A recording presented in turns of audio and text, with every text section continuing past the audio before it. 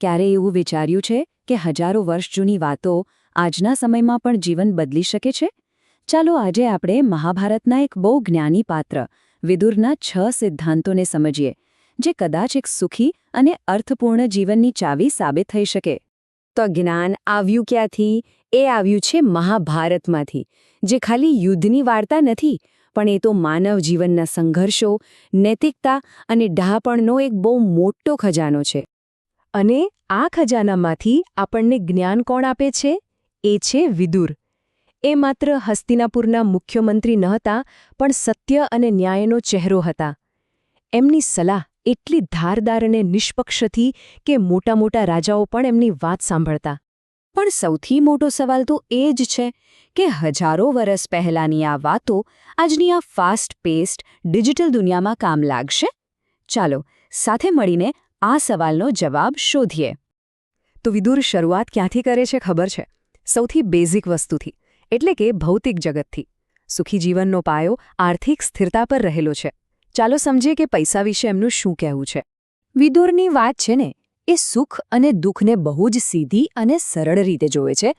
અને નવાઈની વાત એ છે કે આ બંનેનો છેડો પૈસા સાથે જોડાયેલો છે. કઈ રીતે? ચાલો જોઈએ. વિદુરના મતે જીવનનું સૌથી મોટું દુઃખ છે ગરીબી. અને કેમ? કારણ કે ગરીબી ખાલી ખિસ્સું જ નથી કરતી, એ માણસનો આત્મવિશ્વાસ, એના સપના બધું જ તોડી નાખે છે. તો પછી સિક્કાની બીજી બાજુ શું? સૌથી મોટું સુખ કયું? વિદુર કહે છે, દેવું ન હોવું. જરા વિચારો, જ્યારે માથા પર કોઈ બોજ ન હોય, કોઈ ટેન્શન ન હોય, એ જે શાંતિ છે ને, એ જ સાચી આઝાદી છે, સાચું સુખ છે. ઓકે, તો ભૌતિક દુનિયાની વાત તો થઈ ગઈ, પણ વિદુર જાણે છે કે પૈસા જ બધું નથી. એટલે હવે આપણે વાત કરીશું આંતરિક જગતની, એટલે કે આપણા મનની દુનિયાની. કારણ કે અસલી લડાઈ તો ત્યાં જ છે, ખરું ને?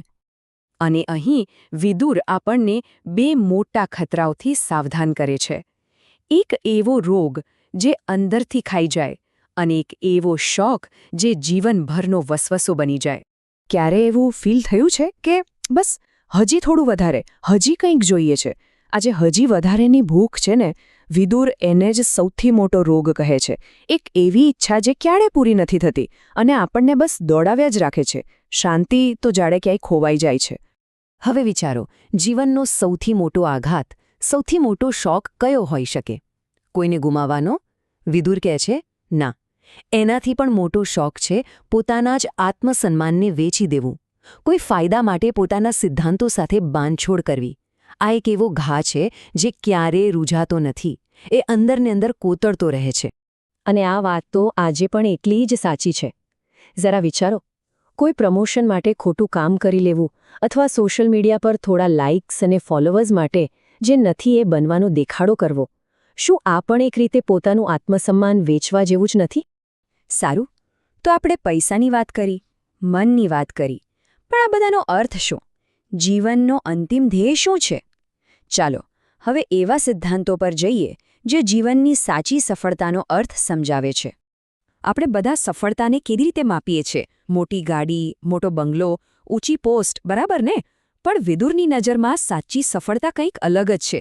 એ કહે છે, સાચી સફળતા એ છે કે જ્યારે જીવન પૂરું થવા આવે ત્યારે દિલમાં કોઈ અફસોસ ન હોય, મનમાં કોઈ કાશ મેં આમ કર્યું હોત એવો વિચાર ન આવે. પણ સવાલ એ છે કે આવું જીવન જીવાય કઈ રીતે, જેમાં કોઈ અફસોસ ન હોય? આનો જવાબ વિદુરના છેલ્લા અને કદાચ સૌથી શક્તિશાળી સિદ્ધાંતમાં છે. વિદુર પૂછે છે, દુનિયામાં સૌથી સારો અને સાચો મિત્ર કોણ? કોઈ માણસ? ના, આપણો સૌથી મોટો મિત્ર છે આપણી પોતાની આદતો. હા, આપણી આદતો.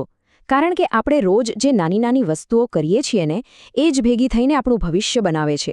એ જ આપણને અફસોસ વગરના જીવન તરફ લઈ જાય છે. તો ચાલો આ બધા ટુકડાઓને જોડીએ. જુઓ બધું કેવી રીતે જોડાયેલું છે. શરૂઆત થાય છે સારી આદતોથી. એ આદતો આપણને આર્થિક રીતે સ્થિર બનાવે છે, દેવાથી બચાવે છે. જ્યારે આર્થિક ચિંતા ન હોય ત્યારે મન શાંત રહે છે અને આપણે લાલચ પર કાબૂ રાખી શકીએ છીએ. અને જ્યારે આપણે લાલચમાં નથી ફસાતા ત્યારે આપણું આત્મસન્માન જળવાય છે. અને જેનું આત્મસન્માન જળવાય છે એને જીવનના અંતે કોઈ અફસોસ નથી રહેતો. છે ને કમાલની છે? તો અંતે બસ એક સવાલ વિચારવા જેવો છે. આપણી આદતો જે આપણો સૌથી મોટો મિત્ર છે, એ મિત્ર આપણને કઈ દિશામાં લઈ જઈ રહ્યો છે? શું એ આપણને એક વધુ સારા માણસ બનાવી રહ્યો છે કે પછી કંઈક બીજું? આનો જવાબ બીજે ક્યાંય નહીં પણ આપણી અંદર જ છે.